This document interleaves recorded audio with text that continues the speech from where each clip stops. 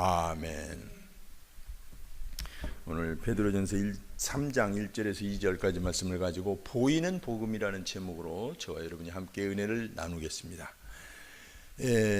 요즘도 가끔 분노 범죄가 가끔 발생합니다. 며칠 전에는 광주에서 23살 이미 이제 이름은 밝혀졌습니다. 장윤기라고 하는 젊은이가 여고생을 길가에 대로해서 무참하게 살해를 했어요. 동기가 어쨌든 분노가 그 살해를 멈추지 않게 했던 것이죠.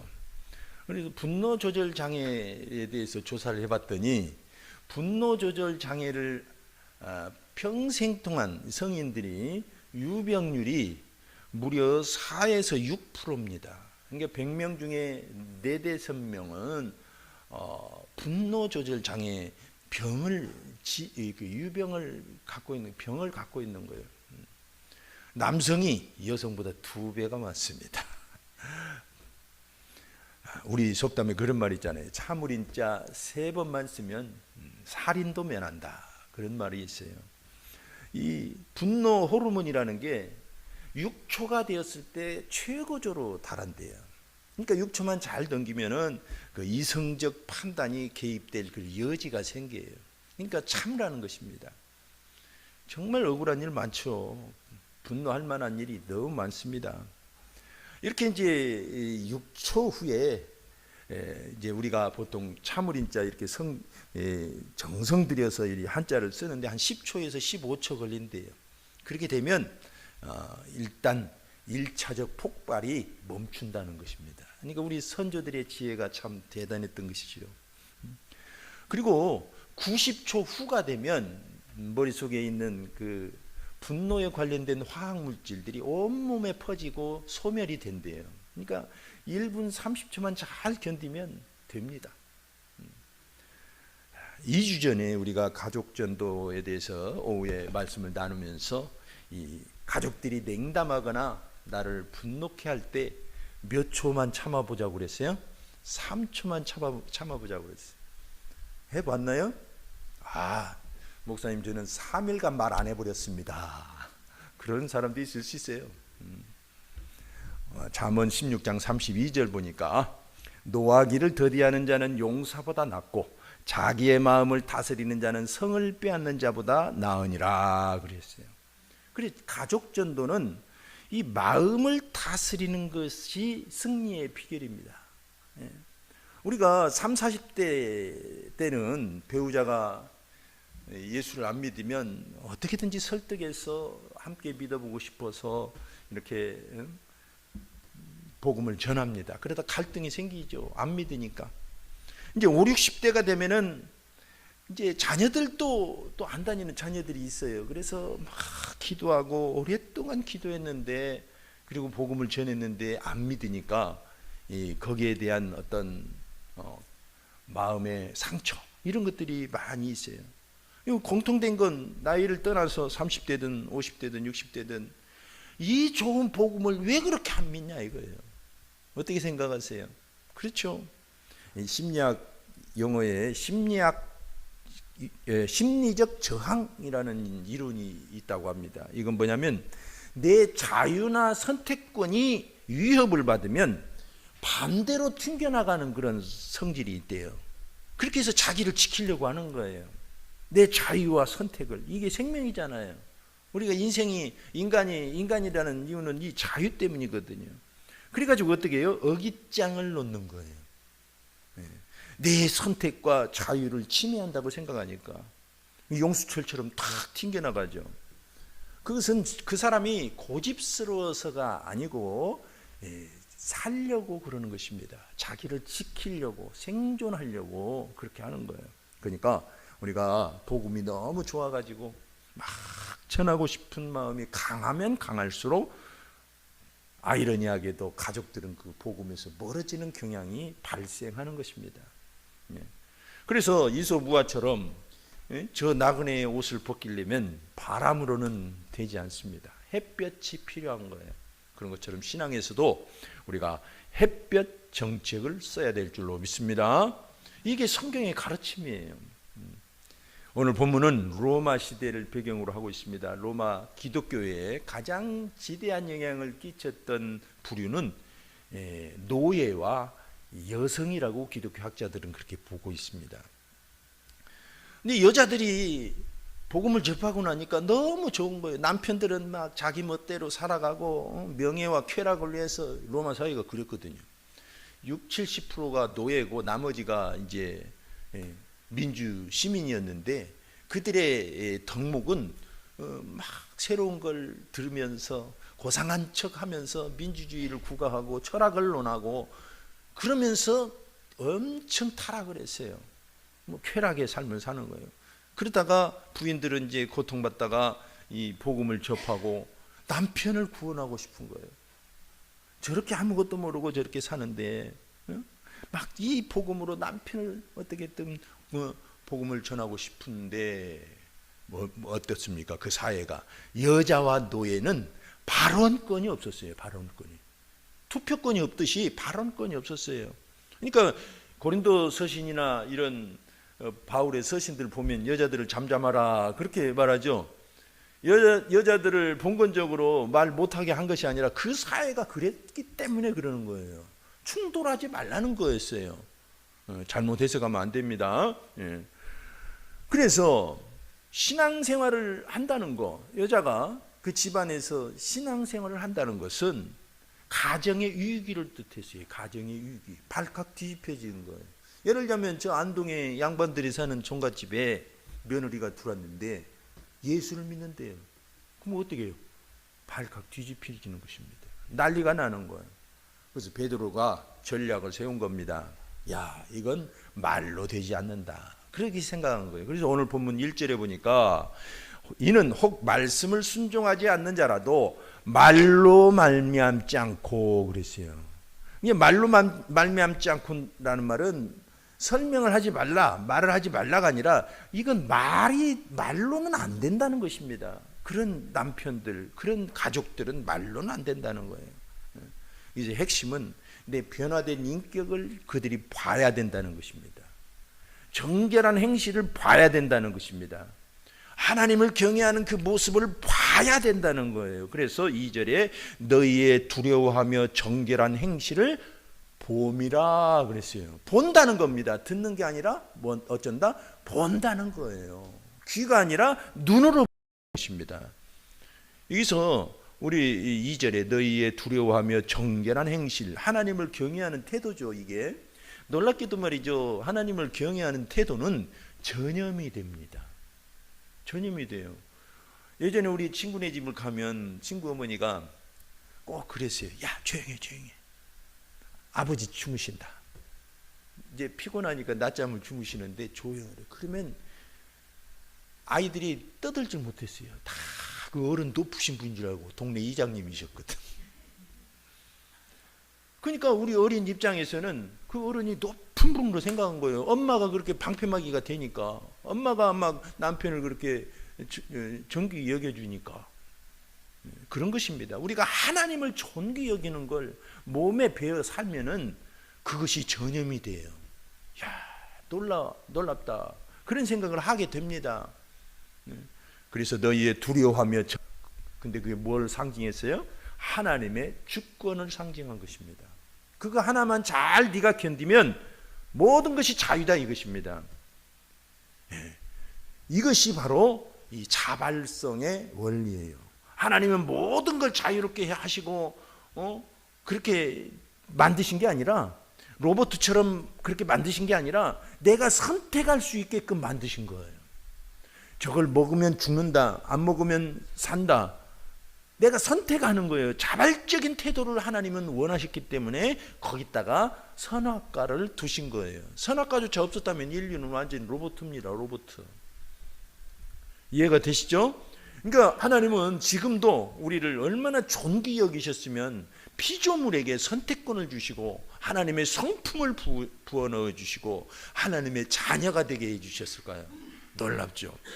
그게 하나님의 섭리고 신비입니다. 낙헌제라는 말을 몇 주 전에 함께 살펴봤죠. 낙헌제는 뭐예요? 기쁨으로 드리는 자원제사입니다. 자원제사. 하나님을 이걸 기쁘게 받으셔요. 그래서 강요된 사랑은 사랑이 아닙니다. 우리가 조선시대 때 그런 봉건사회에서 그래서 순종이 바로 진정한 사랑이고, 순종할 때 비로소 내가 하나님을 알기 시작해요. 그래서 불신 가족이 먼저 믿는 가족들을 이렇게 가만히 쳐다보는 그 핵심은 뭐냐면 말보다 표정입니다. 표정을 봐요. 지식보다 표정을 봐요. 말투를 봐요. 배려를 봐요. 정결한 행실을 봅니다. 그게 이제 마음에 들 때 드디어 스스로 이렇게 뭐라고요? 스르르 마음의 빗장을 여는 겁니다. 이 대단히 중요한 거죠. 여러분, 무엇이 영향력을 더 끼치는가? 어떤 심리학자가 발표한 게 의하면 알버트 메러비언이라고 하는 사람이, 그래서 메러비언 법칙이다 그래요. 그래서 이렇게 우리가 누군가를 설득하려고, 영향력을 미치려고 막 열심히 설명을 하죠. 근데 그 내용이 겨우 7%를 전달한다는 것입니다. 나머지는 어떤 것이 저 사람을 설득하고 영향력을 끼치냐면 내 어조, 어투, 부드러움과 억센과 나를 어떤 생각을 갖게 하는가, 그 느낌들이 38%, 표정이나 태도 55%. 그러니까 93%는 이 단어 외적인 요인으로 설득이 되는 거예요. 영향력이 끼쳐지는 것입니다. 그러니까 우리 복음은 100% 옳은 말씀이죠. 그래서 이 옳은 말씀을 하면 된다라고 우리는 착각을 해요. 근데 그건 겨우 영향력이 7%밖에 안 돼요. 불신자들은 93%의 설득이 되는 것입니다. 그래서 우리는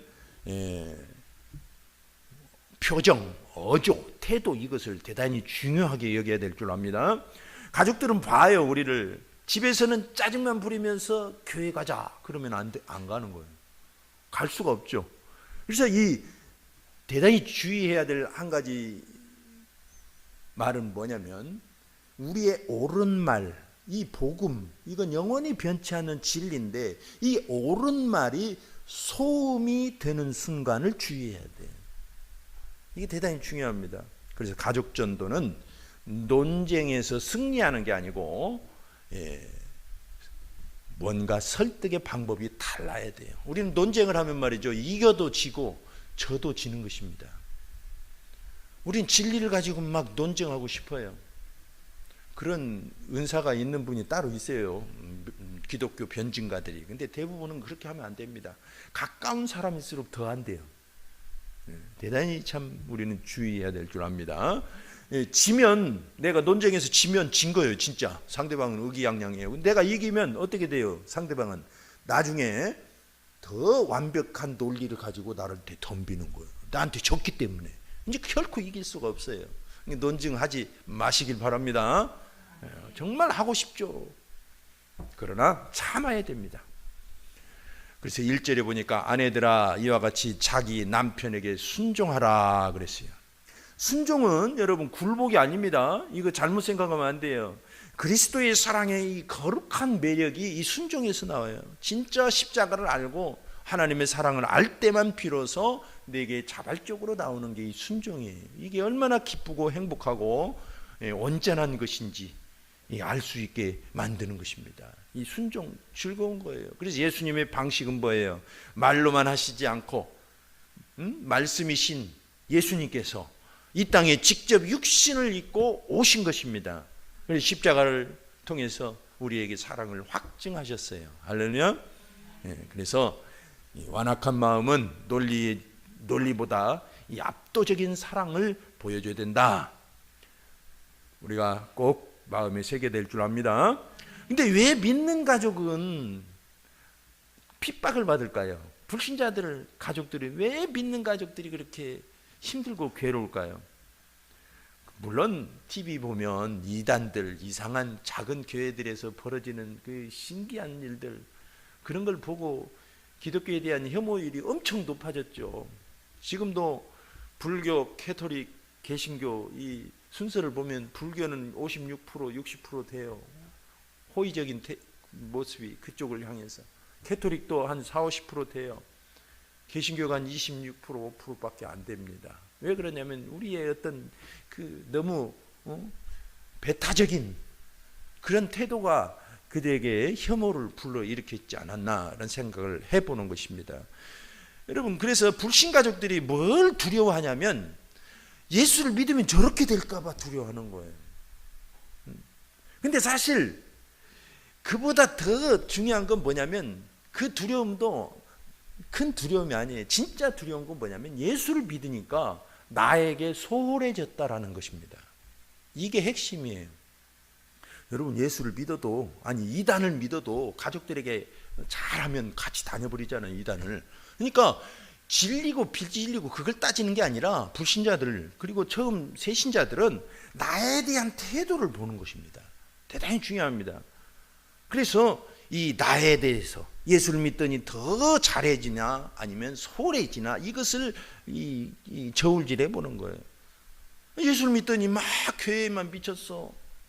예전에는 막 힘드니까 교회 와서 기도하고 집에 가기 싫죠. 저도 어머니에게 핍박받을 때 부흥회 간다고 그랬더니 막 못 가게 해서 모르게 도망가가지고 교회에서 잤어요. 그때 우리 어머니가 막 앞뒤로 돌아다니면서 부르시더라고. 그래도 할머니들 틈에 모르게 잤습니다. 아침에 국수 주면 먹고. 어쨌든 여러분, 이 가족들이 예수를 믿게 되면 이 소홀히 관계가 끊어지고 이 뭔가 문제가 될 것 같아서 그것이 제일 두려운 겁니다. 그러니까 가족들에게 뭘 보여줘야 되냐면 예수를 믿어도 나는 가족들을 더 사랑한다. 안심을 시켜줘야 돼요. 이게 대단히 중요해요. 뭘 시켜줘야 된다? 안심을 시켜줘야 돼요. 그래서 우리는 가족들을 대할 때 정죄하는 태도보다 안심을 시키려고 노력을 해야 되고, 반박을 하는 것보다 내가 정말 예수를 믿고 받은 은혜를 보여주는, 그렇게 해서 불신가족의 두려움을 버릴 수 있도록 그렇게 해줘야 됩니다. 그러니까 불신가족들이 나를 보고 이렇게 생각을 해야 돼요. 아, 예수 믿고 나니까 당신이 또는 아빠가 또는 네가 나를 더 소중히 여기는구나.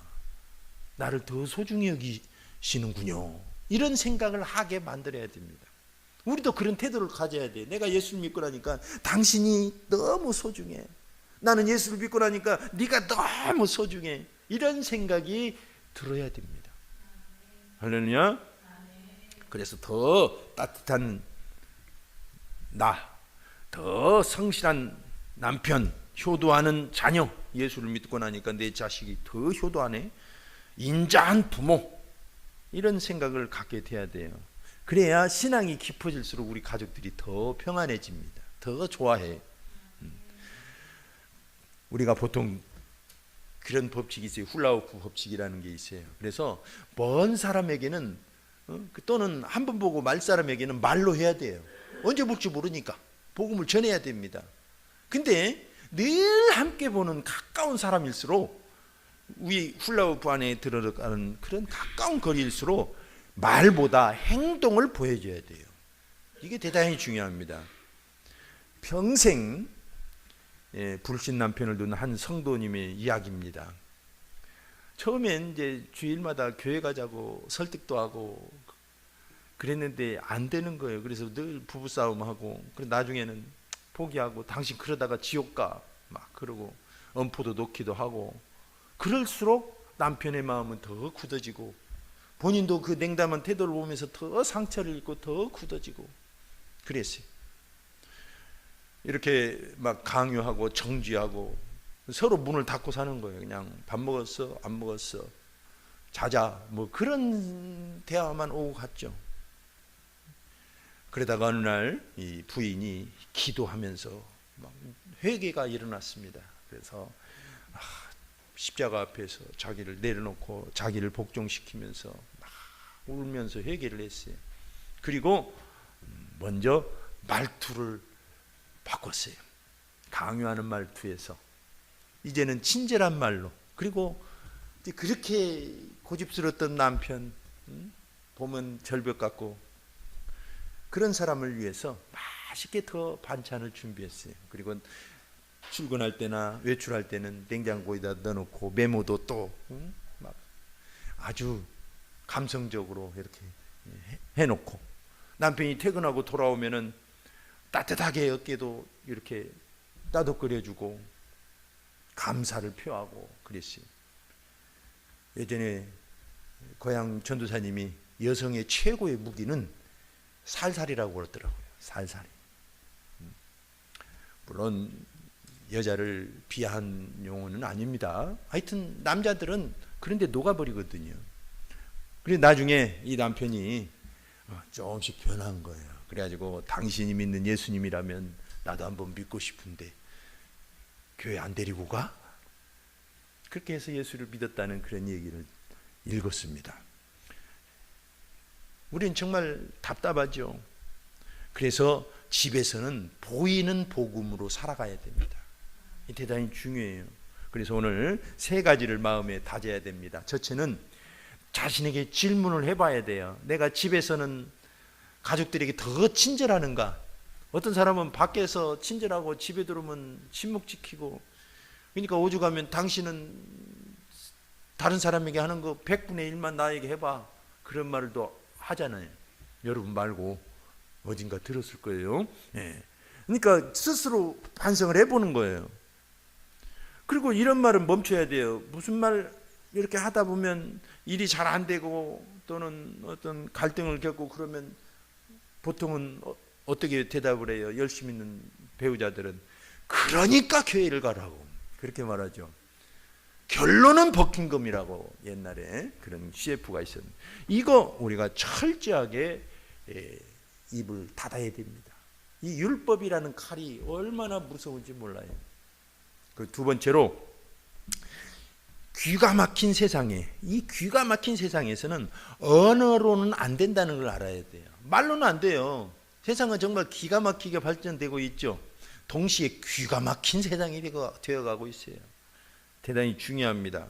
그래서 우리 전도 습관을 되돌아봐야 돼요. 여러분 전도하다 보면 요 앞에 청각장애인 한 분 왔다 갔다 하시죠. 아무리 얘기해도 그냥 웃고 그래요. 말을 못 알아들으니까. 그리고 이렇게 손짓을 해요. 못 알아듣는 분에게는 언어가 필요가 없어요. 수화가 필요합니다. 바디랭귀지가 필요해요. 그런 것처럼 못 알아듣는 세상을 향해서는 말이 필요가 없는 겁니다. 알아들을 때까지는 말로는 안 되는 거예요. 우리는 명심합시다. 그래서 가족들에게 하루에 한 번씩은 감사하는 마음을 구체적으로 한번 표현을 해보세요. 아시겠죠? 저 사람 귀가 꽉 막혔어. 그래도 이 감사하는 말을 하면은 귀가 솔깃하게 열려요. 칭찬하면 뭐 또 춤을 춰요? 고래도 춤을 춘다잖아요. 저 인간은 고래는 아닙니다. 그죠? 사람이에요. 그리고 세 번째로, 2주 전에 우리가 오후 예배 때 결심했던 것처럼 가족이 가장 싫어하는 나의 어떤 고질적인 습관을 하나 딱 생각을 하세요. 기도하면서. 그게 뭔가? 내 자식들이 또는 내 가족이 그 점만 내가 말을 하거나 행동을 하면 너무너무 싫어하더라. 생각이 안 나면 기도하고 또 슬그머니 물어보시든지 해가지고 그걸 멈추도록 합시다. 아멘. 그러면 이제 복음이 내게서 사라지기 시작하는 거예요. 저 복음을 살아내게 되는 것입니다. 세상은 귀가 막힌 세상입니다. 그래서 유창한 설교를 듣질 않아요. 결론은 보이는 복음이죠.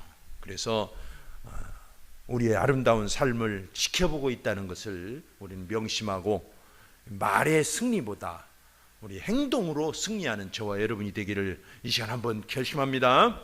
그래서 이번 주 한 주간은 거친 말 정말 어떻게든지 6초만 참아봅시다. 6초.